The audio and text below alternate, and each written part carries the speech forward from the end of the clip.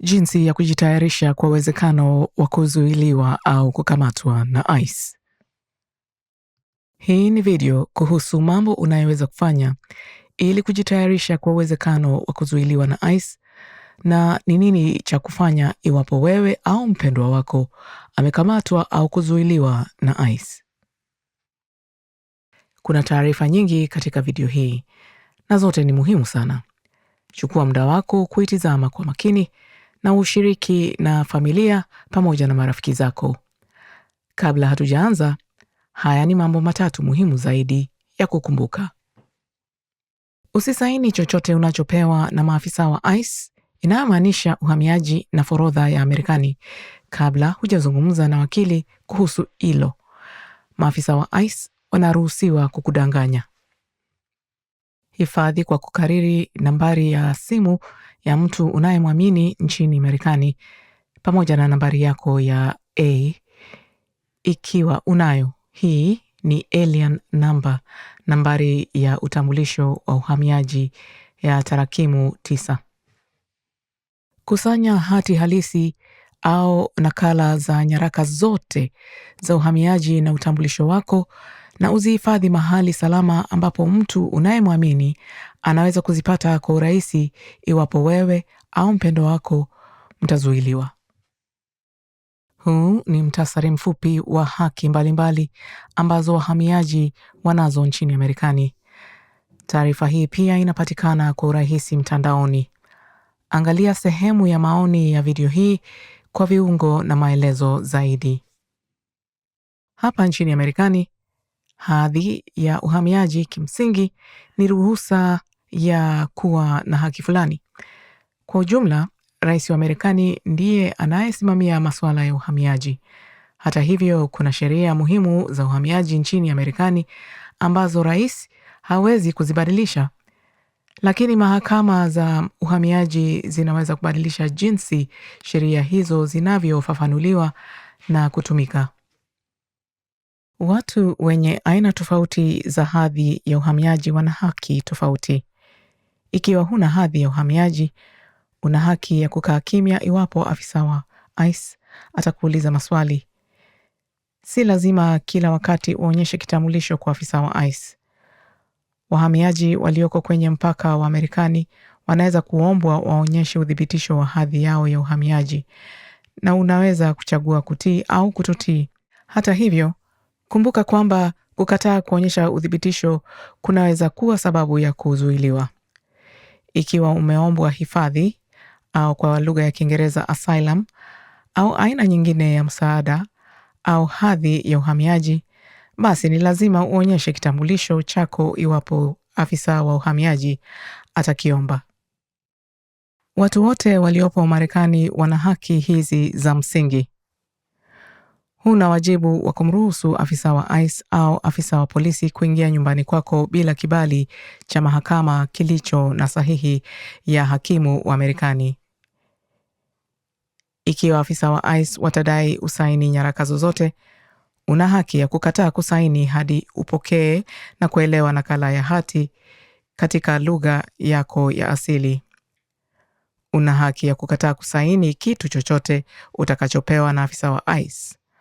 Wanaruhusiwa kutumia njama za uongo kuhusu hati. Hivyo, pia, waajiri kwa kawaida wanaweza kuweka utaratibu kwamba mtu mmoja tu, kama vile mwajiri, ndiye anayeruhusiwa kuzungumza na afisa wa ICE mahali pa kazi. Wafanyikazi wanapaswa kuwajulisha maafisa wa ICE kuhusu utaratibu huo na kwa kuwa na heshima kukataa kuwaruhusu kuingia maeneo binafsi au kupata vifaa kama kompyuta bila kibali cha mahakama. Unaweza kujifunza zaidi kuhusu haki zako kwa kuangalia sehemu ya maoni ya video hii. Serikali hairuhusiwi kukiuka haki ambazo mtu anazo kulingana na hadhi yake ya wakati huo. Lakini idara la ICE na sehemu nyingine ya serikali haifuati kila wakati taratibu zao wenyewe. Hivyo basi, ICE au serikali wanapokiuka haki zako, ni muhimu kujua cha kufanya. Kwa sasa hivi, Chini ya uongozi wa rais wa Marekani, si swala la kama haki zako zitakiukwa, bali ni swala la lini haki zako zitakiukwa na idara la ICE au sehemu nyingine za mfumo wa uhamiaji wa Marekani. Kwa sasa, njia kubwa ambayo serikali inakiuka haki za watu ni mahali ambapo ICE wanapokamata na kuzuilia watu kwa kutumia mbinu au sababu zisizo halali kisheria. Njia nyingi ya kukamatwa na kuzuiliwa huko kunaweza kupingwa na wewe au wakili wako, lakini inaweza kuwa vigumu kujua cha kufanya. Kwa sasa, fahamu kwamba mawakili lazima wafuate kanuni fulani za kisheria zinazowaruhusu kushughulikia kesi fulani tu na kuomba mambo fulani kutoka kwa serikali ya Marekani inayosimamia uhamiaji, na kanuni hizi zinaweza kubadilika kighafla. Ikiwa wewe au mpendwa wako amekamatwa au kuzuiliwa, hili ndilo jambo muhimu zaidi la kukumbuka. Isipokuwa tu umezungumza na wakili, huna wajibu wa kusaini kitu chochote ambacho idara la ICE linakupa. Watajaribu mbinu mbalimbali kuwafanya watu wasaini nyaraka zinazomaanisha unakubali kurejeshwa nchini kwako. Idara la ICE linaruhusiwa kukudanganya na kukuambia hati ni nzuri ili hali sio. Unaweza kukataa kusaini hati iliyoandikwa katika lugha ambayo huwezi kusoma au kuelewa. Kuna uwezekano idara la ICE litumie mbinu kama kupaza sauti, kupiga kelele, kukulazimisha ukae katika chumba kidogo, au hata likunyime chakula au maji ili hadi usaini fomu zao. Bado huna wajibu wa kusaini kitu chochote kutoka kwa idara la ICE.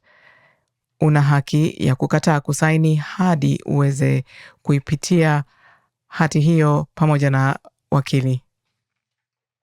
Hizi ni baadhi ya rasilimali muhimu unazoweza kutumia iwapo wewe au mpendwa wako mtazuiliwa. Viungo vyote vinapatikana katika sehemu ya maoni ya video hii. Utafutaji wa kesi za mahakama za uhamiaji. Tovuti hii inakuwezesha kutumia nambari ya ya mtu ikiwa anayo, pamoja na nchi alipozaliwa ili kupata taarifa za hivi karibuni kuhusu kesi yake ya uhamiaji. Tovuti hii inapatikana kwa lugha ya Kiingereza na Kihispania.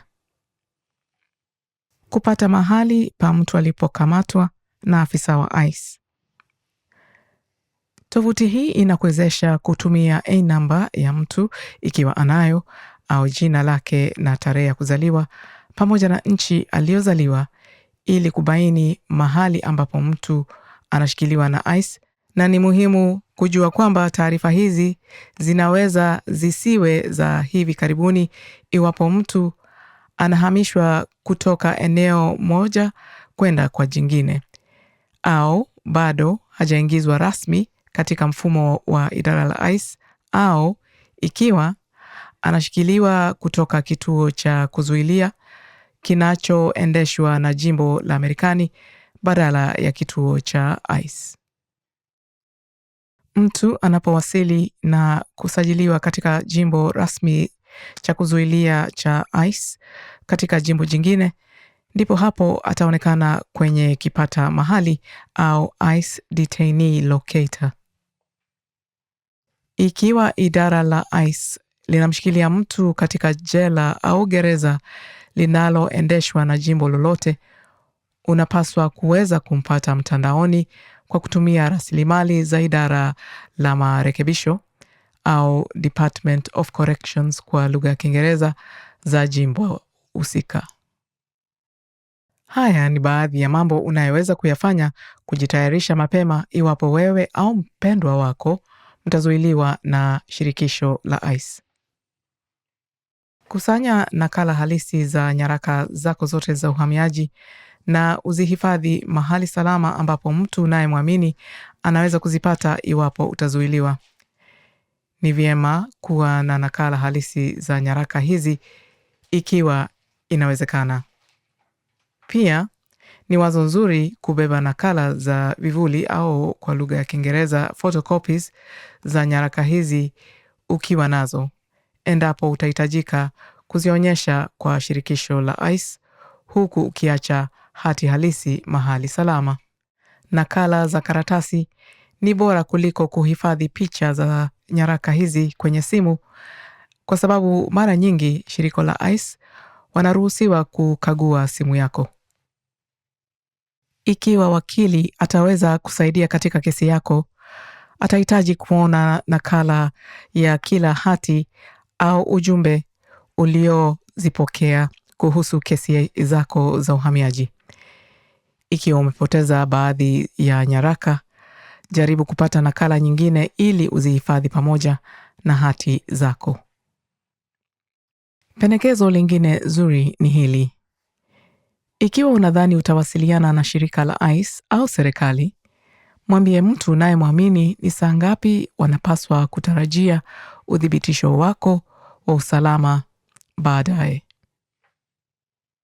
Tengeneza nakala za nyaraka zako za utambulisho na uzihifadhi mahali salama pamoja na nyaraka zako za uhamiaji. Ikiwa utazuiliwa, shirika la ICE watachukua simu yako na mali yoyote ulionayo wakati wa kukamatwa. Hii inaweza kujumuisha nyaraka zako za utambulisho zilizo kwenye pochi yako kama pasipoti, leseni ya udereva au kadi ya kibali cha kazi. Baada ya kukamatwa au kuzuiliwa, wakati mwingine shirika la ICE hupoteza nyaraka hizi. Ni wazo zuri kutengeneza nakala ya kivuli au fotokopi kwa lugha ya Kiingereza, au kupiga picha iliyo wazi na yenye mwanga mzuri ya nyaraka zako za utambulisho. Hakikisha nakala au picha hizo zimehifadhiwa pamoja na nyaraka zako za uhamiaji au kwa mtu unayemwamini, kwa sababu hutaweza kufikia simu yako ikiwa imechukuliwa na shirikisho la ICE wakati wa kukamatwa.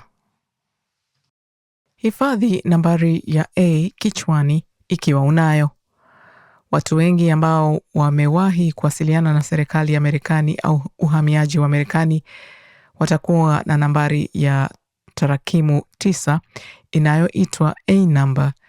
Kitaalamu kwa lugha ya Kiingereza inaitwa alien number. Sio kila mtu aliyewahi kuwasiliana na uhamiaji wa Marekani ana namba hiyo ya A number, lakini unaweza kukagua nyaraka zako zozote za uhamiaji ili kuona kama unayo. Nambari hii itawawezesha mawakili au wapendwa wako kutafuta taarifa nyingi kukuhusu na kesi yako, na pia kubaini mahali ulipo ikiwa utazuiliwa na ICE. Hifadhi kichwani nambari ya simu ya rafiki au mwanafamilia unayemwamini ikiwa utazuiliwa na shirika la ICE. Itachukua simu yako na vitu vyovyote ulivyo navyo wakati wa kukamatwa. Hutaweza kutafuta nambari za simu kwenye simu yako. Hifadhi kichwani nambari ya mtu unayemwamini ili uweze kumpigia ukiwa ndani ya kituo cha mahabusu. Ikiwa wewe au familia yako mna wakili anayewasaidia katika sehemu yoyote ya kesi yako ya uhamiaji, hifadhi kichwani nambari yake ya simu. Hata kama wakili wako hawawezi kukusaidia moja kwa moja katika kesi ya kuzuiliwa na shirikisho la ICE, ni bora kila wakati kumpigia wakili na kumjulisha kuwa umezuiliwa na mahali unaposhikiliwa. Daima una haki ya kuzungumza na wakili kabla ya kujibu maswali yoyote kutoka kwa shirikisho la ICE au polisi. Shirikisho la ICE linaweza kujaribu kuonyesha kana kwamba huna haki hiyo. Hivyo, itakuwa juu yako kusimama imara na kukataa kusaini chochote wanachokupa bila kuanza kuzungumza na wakili. Anza kukusanya nyaraka zinazoonyesha kuwa wewe ni mtu wa kuaminika na kwamba una uhusiano wa kina na familia yako na jamii yako. Ikiwa mtu atazuiliwa na shirikisho la ICE, kwa kawaida ICE huanza kesi ya kisheria ya kujaribu kumfukuza mtu nchini. Huu unaweza kuwa mchakato mrefu, na shirikisho la ICE mara nyingi hujaribu kuwafanya watu wabaki mahabusu kwa muda wote wa kesi. Mtu aliye mahabusu ya shirika la ICE anaweza kumwomba jaji ruhusa ya kusubiri tarehe ya kesi akiwa nje ya mahabusu. Hii inaitwa bond na ni sawa na dhana ya bail nchini Marekani. Jaji anaweza kuweka kiasi fulani cha fedha ambacho mtu lazima alipe. Ikiwa atalipa, anaweza kuachiliwa kutoka mahabusu ya ICE na kusubiri tarehe ya kesi akiwa nyumbani na jamii yake badala ya kubaki mahabusu. Hata hivyo, mchakato huu unapingwa na serikali na sheria zinabadilika haraka na mara kwa mara. Bondi huenda isiwe chaguo katika aina nyingi za kesi za uhamiaji. Ili jaji akubali bond, lazima aamini mambo mawili tofauti: kwamba mtu huyo si hatari kwa jamii na kwamba mtu huyo hatatoroka tarehe yake ya mahakama itakapofika. Ili kuonyesha mambo haya mawili, familia zinaweza kuanza kukusanya taarifa na ushahidi wa kumwonyesha jaji uthibitisho wa mambo hayo. Hapa kuna mifano: barua ya kutoka kwa mwajiri wako ikieleza kuwa una kazi, unahudhuria kazini na wewe ni mtu wa kwa. Jinsi ya kujitayarisha kwa uwezekano wa kuzuiliwa au kukamatwa na ICE. Hii ni video kuhusu mambo unayoweza kufanya ili kujitayarisha kwa uwezekano wa kuzuiliwa na ICE na ni nini cha kufanya iwapo wewe au mpendwa wako amekamatwa au kuzuiliwa na ICE. Taarifa hii imeandaliwa mahususi kwa watu wote wanaoishi Vermont na eneo la New England, lakini pia inawahusu watu wote kote nchini Marekani. Kuna taarifa nyingi katika video hii na zote ni muhimu sana. Chukua muda na familia pamoja na marafiki zako. Kabla hatujaanza, haya ni mambo matatu muhimu zaidi ya kukumbuka. Usisaini chochote unachopewa na maafisa wa ICE inayomaanisha uhamiaji na forodha ya Marekani kabla hujazungumza na wakili kuhusu